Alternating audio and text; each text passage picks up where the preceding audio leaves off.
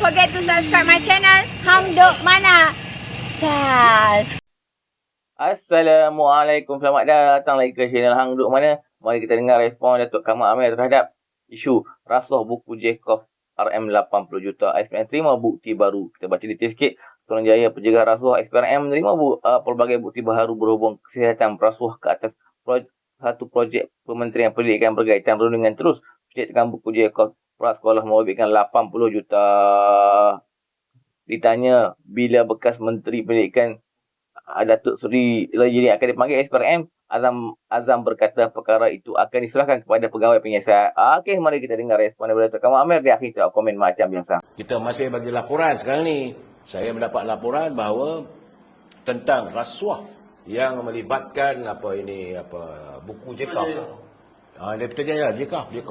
Kan? Yang orang tuduh mengatakan ini adalah dendam pada menteri. Tidak. Bahawa sekarang ini menurut Suruhanjaya Pencegah Rasuah, bahawa pihak SPRM telah pun menerima bukti-bukti baru sepanjang penyiasatan. Ni berhubung dengan projek Kementerian Pendidikan berkaitan dengan rundingan terus percetakan buku Jekov yang daripada 15 juta katanya naik sampai 80 juta. Banyak. Memang begitu. Tiris duit negara. Habis itu keadaannya. Kadang-kadang bila kita kata orang marah kat kita. Kan? Macam bahasa kadang-kadang dengar dia mereka sakau. Apa khabar? Ratapan kasih saudara Rauf Saleh, saudara Sally, saudara Amir Halim, salam dari Simpang Renggam. Hadir ya. Ratapan kasih. Begitu juga teman kita ini dia lupa tak habis mengatakan saya ni sama macam Osman Wu, apa dosa saya pun tak tahu saya. Bila orang mengatakan saya macam Osman Wu yang menghancurkan warga bangsa kita, saudara boleh bersetuju dengan saya, saudara boleh juga tidak bersetuju, tak ada masalah. Tapi jangan gelarkan saya yang bukan. Saya pun ada juga harga diri saya. Saya tidak pernah pun memaki hamun, saya tidak pernah pun memuja-muja pun parti-parti yang menentang dengan bangsa saya. Bagi saya, tengok saya pakai baju UMNO ni. Jiwa saya, jiwa perjuangan saya. Dan kembali tentang apa yang berlaku dengan SPRM, jangan marah. Kerana Ketua Persejaya SPRM Tan Sri Azam Baki katanya setakat ini pegawai penyiasatnya masih aktif menyiasat kes yang berhubung tentang elemen mungkin ada rasuah dan pencetakan buku Jekov. SPRM akhirnya kita menerima banyak bukti baru. Dan masa terdekat ini akan terus melakukan siasatan. Banyak bukti-bukti itu membantu siasatan.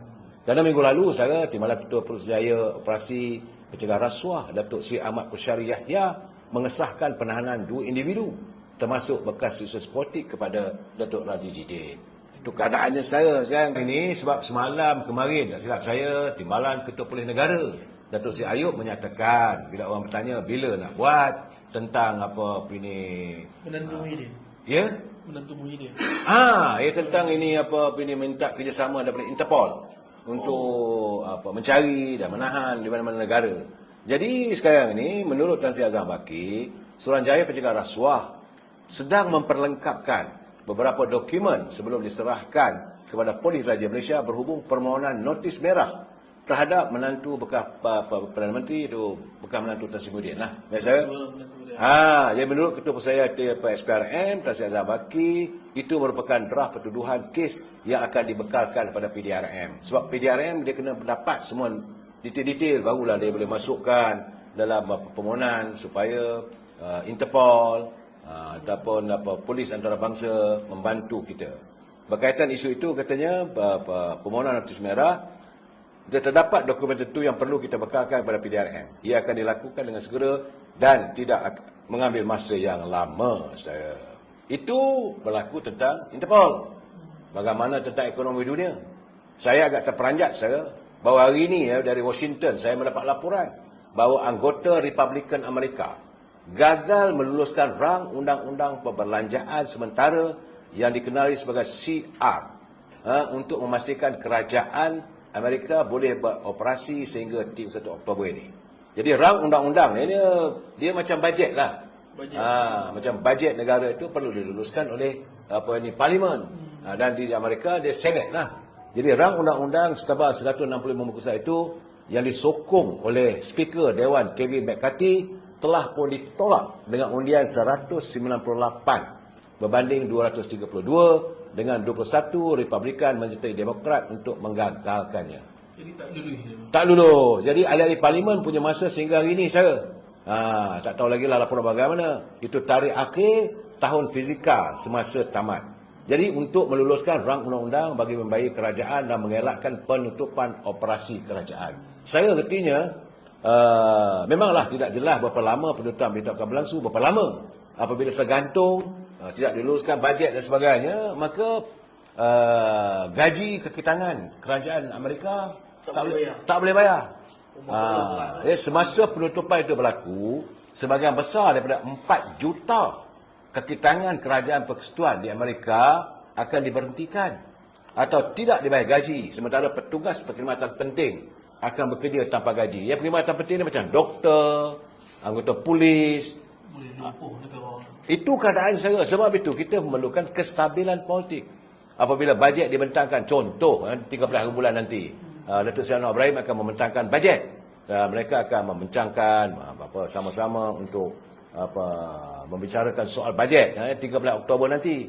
Dan dalam keadaan begitu, saudara, seandainya bajet ini ditolak, kalau ditolak artinya tak boleh, kerana wang negara 10 sen pun tak boleh pakai tanpa keputusan parlimen, Muhammad.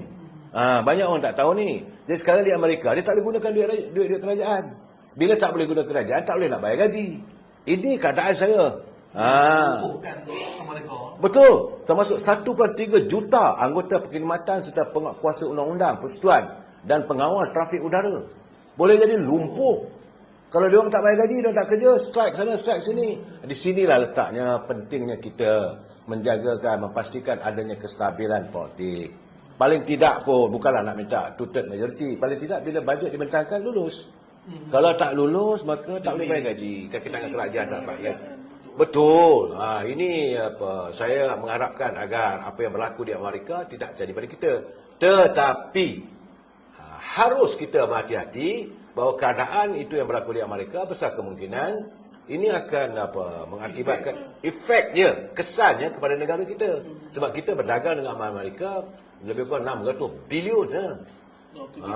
Wang, pelaburan, kita berdagang, beli barang, mereka membeli barang dari kita. Tapi kalau tak boleh nak bayar, macam mana? Dan kadang sebab itu kedudukan mata wang negara berbanding dengan dolar Amerika dalam keadaan limbo, sekejap naik, sekejap turun. Dan kita membeli, Kalau benar dia tak dulu, mungkin mata wang mereka akan jatuh. pun tak tahu. Besar kemungkinan dalam keadaan sekarang ni kita tak tahu apa yang nak jadi. Sebab kita membeli barang, kita import beras, kita import gandum, kita import gula dan sebagainya. Kita melakukan penukaran melalui dolar Amerika. Ini yang kadang-kadang orang tak faham. Saya setiap malam menggambar gambaran apa yang berlaku di Amerika. Saya Ramzul, ini keadaan sekarang. Okey, saya itu kedudukan di Amerika. Kita mengharapkan agar bajet yang akan dibentangkan nanti itu tidaklah mengganggu gugat kedudukan kita. Ya, saya. Okey, tuan-tuan, komen saya lah buat buku Jekov ni, kita minta pihak SPM menyiasat betul-betul lah. Jangan begitu lepas lah. Buku dikatakan berharga lebih kurang 15 juta je dah naik sampai 80 juta. Banyak untung.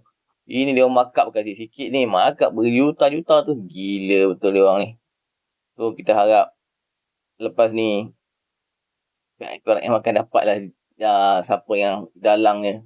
Okey tuan-tuan, mari kita terus menyokong kerajaan perpaduan dan Pemik Anwar Ibrahim untuk dom pelangai, pastikan menyokong calon Barisan Nasional dan Kerajaan Perpaduan. Assalamualaikum.